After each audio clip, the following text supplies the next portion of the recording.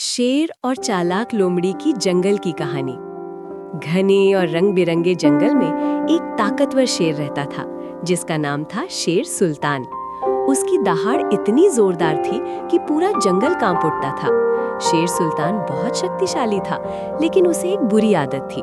उसे बहुत जल्दी गुस्सा आ जाता था और वो बिना सोचे समझे फैसले कर लेता था। उसी जंगल में एक चालाक और समझदार लोमड़ी रहती थी जिसका नाम था चिंटू। वो आकार में छोटी थी, लेकिन दिमाग में बहुत तेज। जंगल के सभी जानवर जानते थे कि जहाँ ताकत काम ना आए, वहाँ लोमड़ी की अक्ल जरूर काम आती है। एक दिन शेर सुल्तान ने गुस्से में जंगल के सभी जानवरों को बुलाया और बोला, अब से तुम सब रोज मेरे लिए खाना लाया करोगे, नहीं तो मैं तुम्हें जंगल से बाहर निकाल दूंगा। ये सुनकर हाथी, हिरन, बंदर और खरगोश सभी डर गए। जंगल में मायूसी फैल गई। तभी लोमड़ी चिंटू आगे आई और मुस्कुराते हुए बोली, महाराज, अगर आप बुरा ना माने तो मैं एक खेल का सुझाव दूं। शेर को खेल पसंद थे, इसलिए उसने हामी भर दी। लोमड़ी ने कहा, कल जंगल में एक दौड़ होगी, जो जीतेगा वही सबसे समझदार माना जाएगा।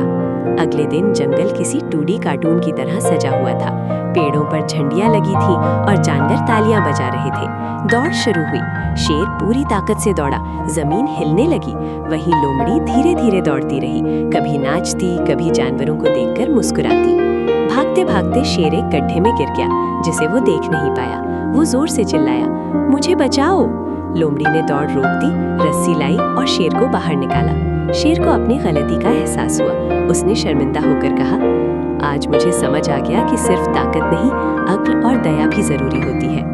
उस दिन के बाद शेर सुल्तान ने जंगल को प्यार और समझदारी से चलाया और लोमड़ी चिंटू जंगल की सच्ची हीरो बन गई। कहानी की सीख, असली ताकत सिर्फ शक्ति में नहीं, बल्कि बुद्धि और दया में होती है।